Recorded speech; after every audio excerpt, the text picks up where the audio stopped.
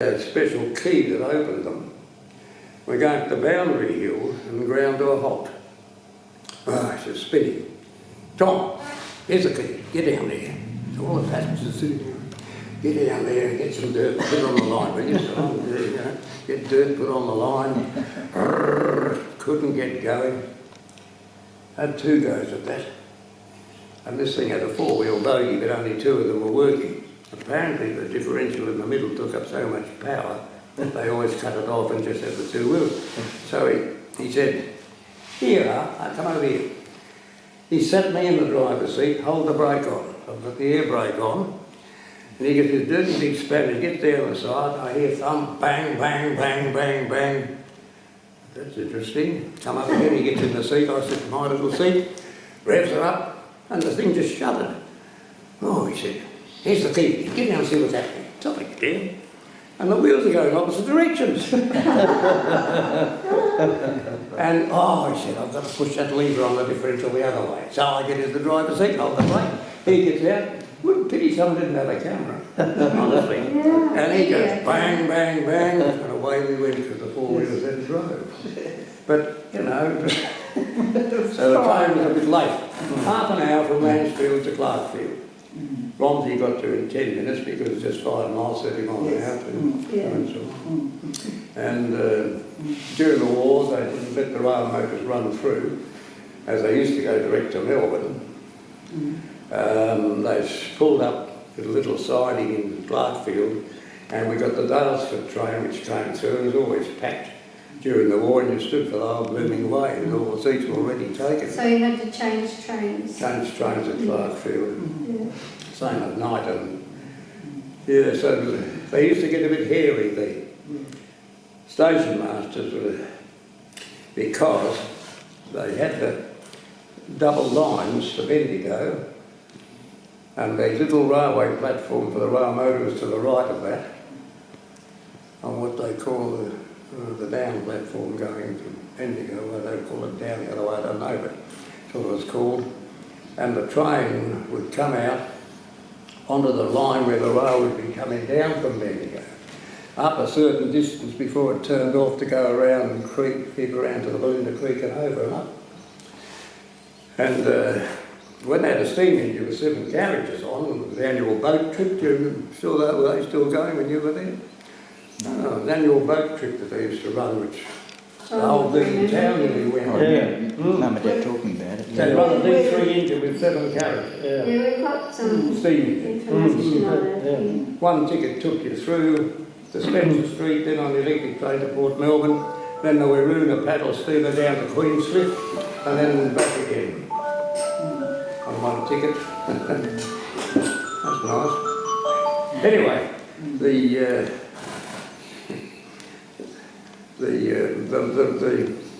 steam engines, of course, took much longer because they didn't seem to have the brains to say, well, we'll use that carriage for Montague to that one for Belinda.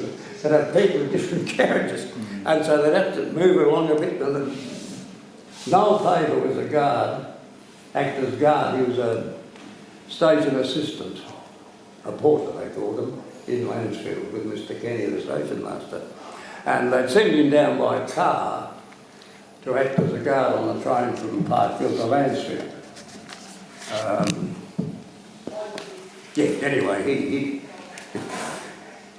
well, Christmas and Easter, when they didn't have the big steam engine on, just for that big boat trip, they had a quaint little carriage, and I've got a photo of it here, which was pulled by the Leyland rail motor. And that was it. Is that it?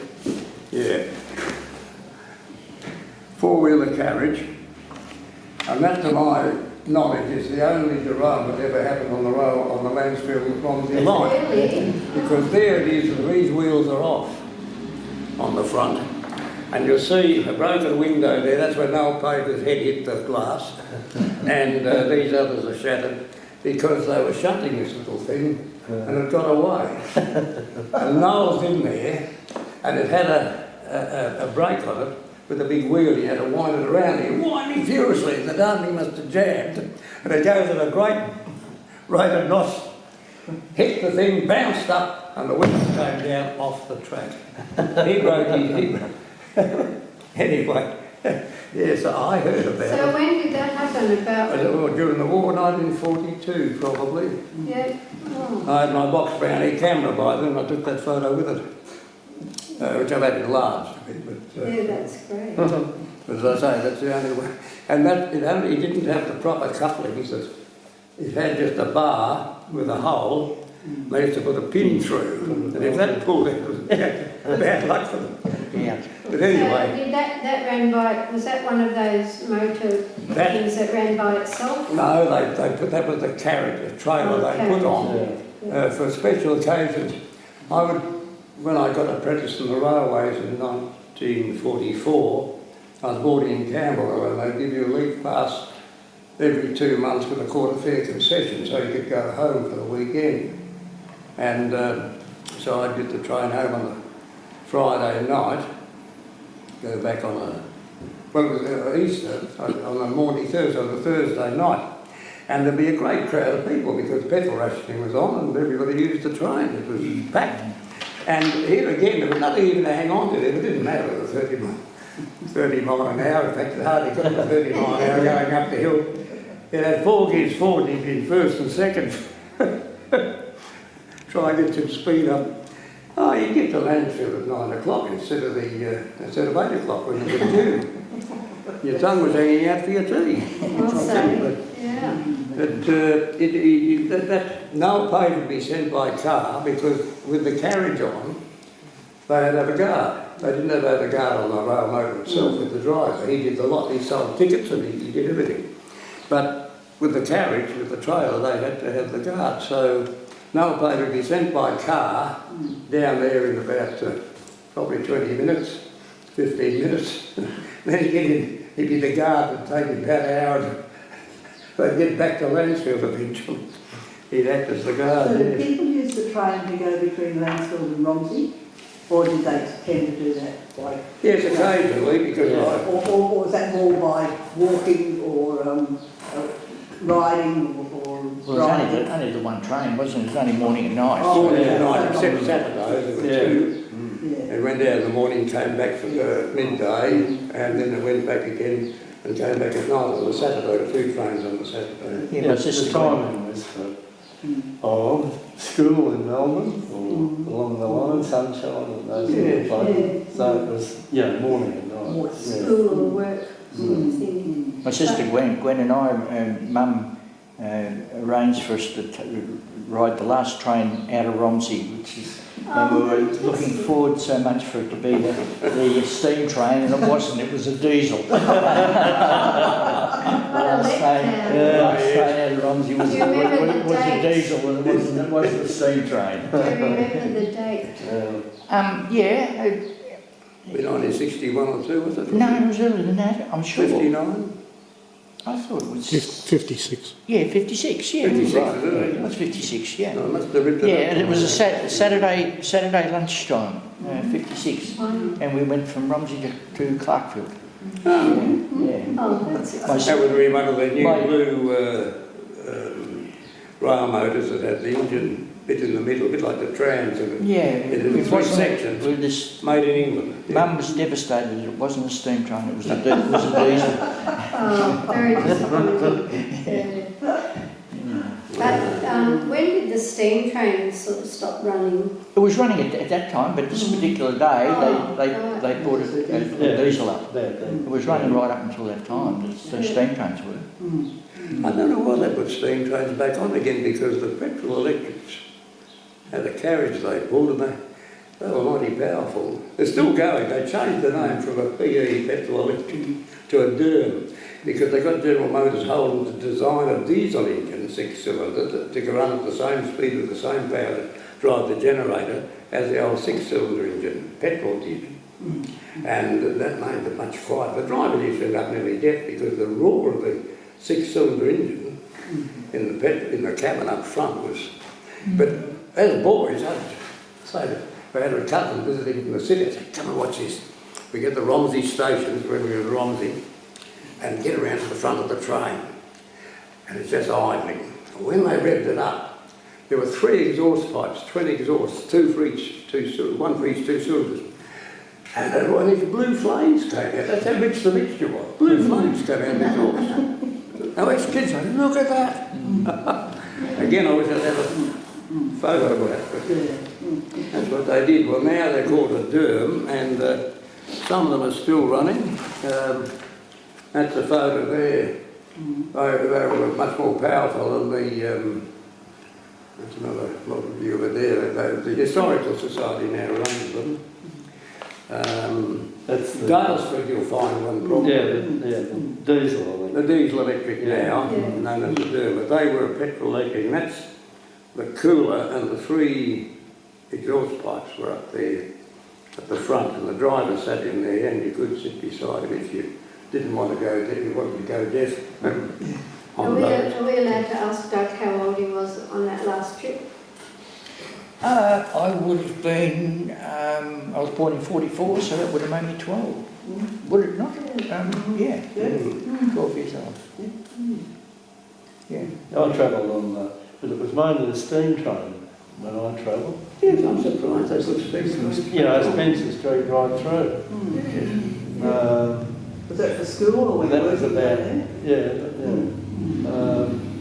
about 50, 52, I think it was. You know, around about that. Well, when I was little, I used to come into Spencer Street in a steam train when I was small. I can remember doing that. Where from? Well, we lived at Corowa, so we had to get over the river first. Then we got the Waggunya steam train down to Springhurst, and then changed trains at Springhurst. This is not daily. No. They wouldn't have got much sleep, would they? It's like a 5-hour trip. And then arrive in Spencer Street. I love the smell of the steam.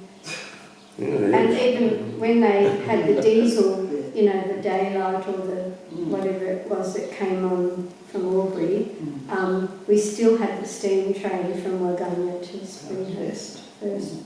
And I love putting my head out the window and smelling the steam. Looking at all the kids out the windows. So any other memories of, we'll leave the trains now. Yes. Can we just go back to the water, and John mentioned about the channel, that was called the water race, wasn't it? The water race? Yeah. That's what it was called. Yeah, from Carry down. Yeah. And it ran all the way through Uncle Alex and Auntie Wynn's place, right around through Taunton's. Yeah. All the way. That's right. Yeah, what year would have that gone in, I wonder? Because I can remember it in my time. Yeah. Peter Mitchell. Brother Ken would be he would remember that. It What was went that? across and then through. That would have been put in the Second World War, wouldn't it? Yeah. It's before that. It was before that. Earlier. Yeah. Earlier? Peter Mitchell's book has it. It came through Glenfern, and then along there's a ridge there where, I don't know, Jock Barker used to live, and and that, you know, it sort of just rose a bit from the road, looking that way. It'd only cut in the bottom end of Glenfern, wouldn't it? Yeah, and it went along that ridge into that dam, down there on Wood End Road. Yeah. It was certainly there when George Wheeler got his first steam model Ford, because I remember him telling me about it being open and water. Yeah, he coming used to through call it that. the water race. Yeah, there was water race. Yeah. Just getting back to the trains. In the springtime, or late spring, when everyone had sheep and cattle, and sheep mainly, and they'd have their fat lambs about October, November, December, and there'd be a special train come up from Melbourne, Newmarket, special train on a Monday to pick up the lambs, ROMSEY Lancefield, then back, and then they'd be sold on Tuesday. And there were cattle yards there too, but those yards that were in the, hard to say now, where White Avenue, Yeah.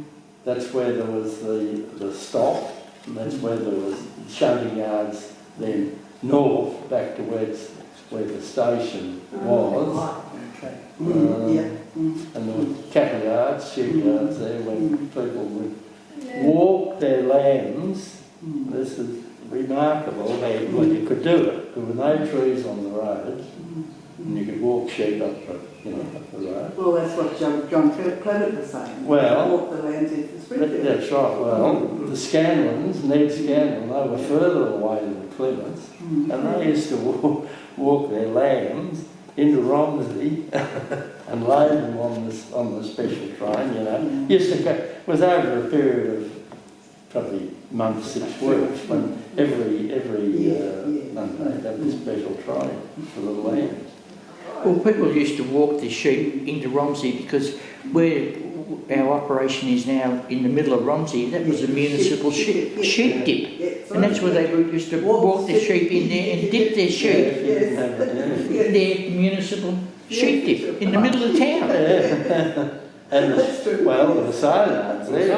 Yeah. Part of that. Yeah, that's right. Yes, I In can fact, imagine. there was another set of sale yards up the other end on the Wood End Road. Well, I'm not changing from the animals, but that reminds me, because I remember George Weack having a chat to me once, only socially at some point, that he was talking that he used to ride his bicycle back from Melbourne. Yeah, that's right. And he said that the Romsey Lansfield Road was cobbled.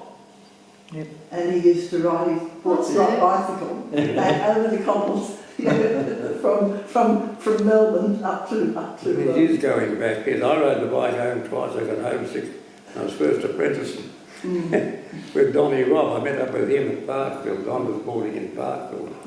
And we rode together then on because he knew the way through the city out right that way out and I didn't. And so... Do you remember how long did it take him?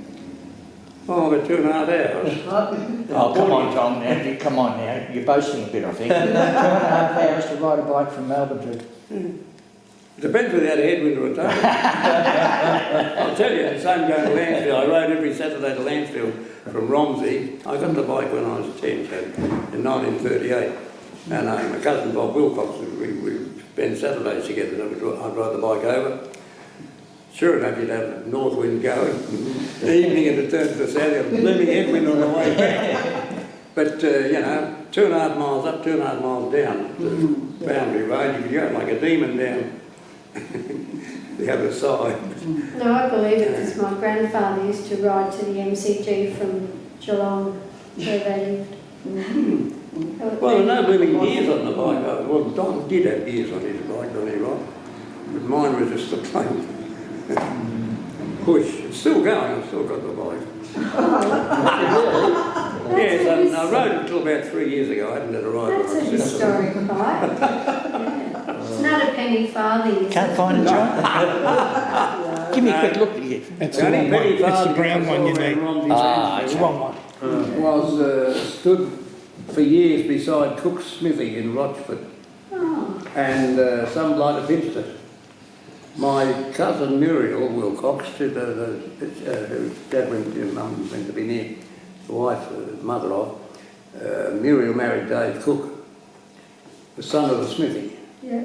And he's very crook. He was very crook. He died somewhere, but he was, well, they're telling me he was very crook on whoever pinched it. They never found it. So about when was that pinched? Oh, it'll be during the war probably. Yeah. So we left. Yeah, yes, I think so. I think it was during the war. It was pinched. Might have been a bit afterwards. We left Lansfield in February 1947. I went to live at Williamstown, so because Dad had come back and he'd got a job back. He was one of the railway hairdressers at Spencer Street Station, and he used to meet them. There was the hairdressing saloon was near the country platforms, and he used to have a great fun thing with toys to sail over. Business there. But yes, anyway. Another question I had was memories of early shocks or whatever you remember? I remember Miss Robinson People first that setting up the ran the chemist shop in Romsey. I remember Miss Robinson. Can I please look, you must get my brother Ken here with John and Tom. Yeah. Look, he'd be invaluable to the So input, Ken- more so than I. I mean, I've got a problem with my memory, yeah, but my brother Ken with John and Tom would be invaluable to the input that can be offered to you people. Yeah, that would be far better than what I can, because I've got a lapse in my memory. I'm sorry. You don't forget the last ride on the train. No, I don't. That part, but I've That's got a gap there. Yeah. And But even that is special for us to have, that memory. Yeah. Well, Ken was treasurer of the Historical Society for quite a while. Oh, was he? But Ken's memory is invaluable, and what he can input together with John and Tom Okay, cool. would be, you should capture it. And people like Norm Bolson and even memory like Georgie Day can offer. Is really invaluable. And if we let it go too long, it's going to be lost. Well, we want to capture. Not capture people, but capture their memories anyway. I mean, you create a relaxed environment, and it's what those people can offer you is you can if you can harness them what they've got, it's invaluable. Well, it's good because I remember I did some more research for the crew. In fact, I'm very bad with names, I'm getting older. But this couple live in Roger Street, and they're very strong in the tennis club. And he was telling me how he used to go fishing in 5 Mile Creek, and he would think you can actually... Can't imagine there being fishing. Oh, yeah. Actually, fish together, certainly in the deep creek. And he talked about they'd go down 5 Mile Creek to deep, and they had to get across the waterfall first. But he's still alive and all stuff. And these myths that are with the 5 Mile Creek, Doug Unum didn't stop the flow of the 5 Mile Creek, so please rest assured of that. I've copped it from all angles that Doug Unum put a bridge across the 5 Mile Creek and stopped the flow.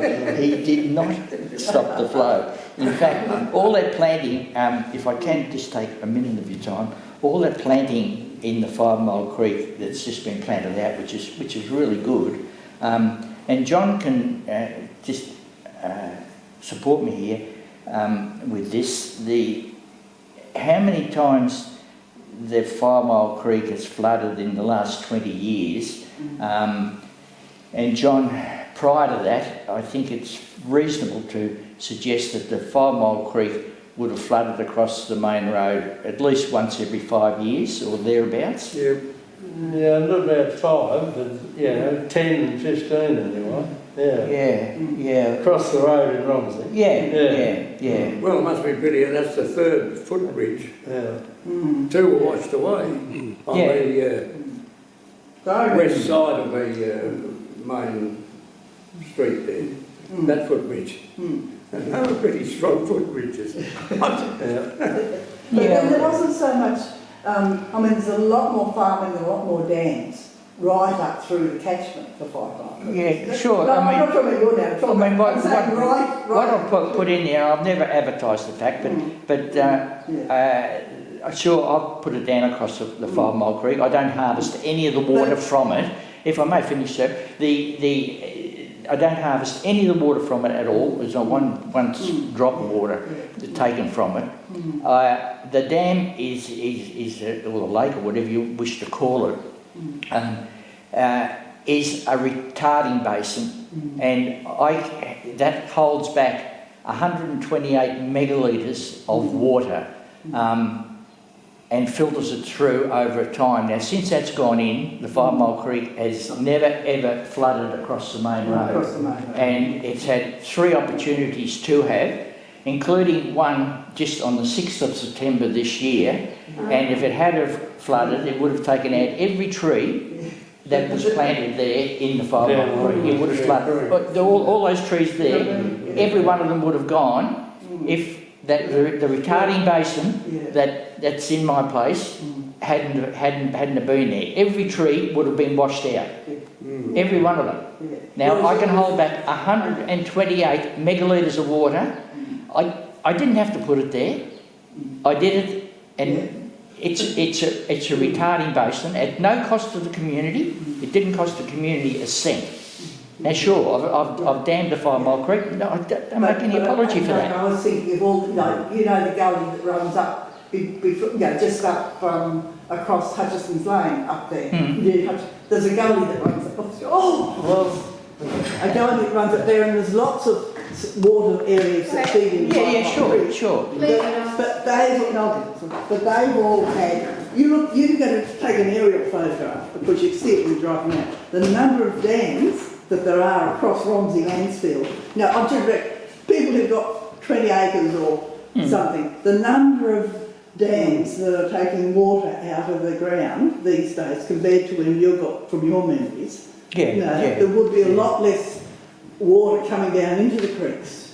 But this lake that we put in, it holds back a metre of water before it overflows, which effectively holds back 128 megalitres of water, which effectively stops it flooding. And that's why we haven't seen flood over the main road in the last 20 years.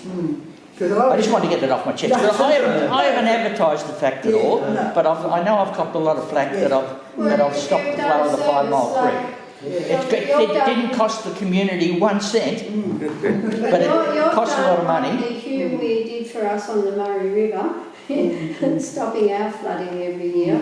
You've done it for Romsey. But all those trees, and it's wonderful the planting that's been done on the 5 mile creek. On the 6th of September this year, every one of those trees would have been gone unless I hadn't retarded that water. No, it's a different. You wonder what's happening with climate sometimes because it's a different. Well, speaking of climate, do you two blokes remember at all? I mean, I talked to Keith Carroll the other day. This Keith's now 91, I think. It's a shame that Edna, she's not doing too well this year. Yeah. Anyway, Keith and I used to knock around together when we were living next to the cows, and in fact, we used to run across the 3x2 plinth on the top of the sale yard. We used to chase each other. We used to run along that. Chase each other along. We must have good balance. Blimey. But anyway, I just sidetracked on that. Oh yes, we just don't seem to have the thunderstorms that we used to have. I can remember seeing chain lightning, zigzag lightning, streak lightning, lightning, as well as the sheet lightning. Now always these sheet lightning. Fog lightning. Yes. We used to see that around, and there were some colossal thunderstorms. Don't speak too soon, Tom. Well,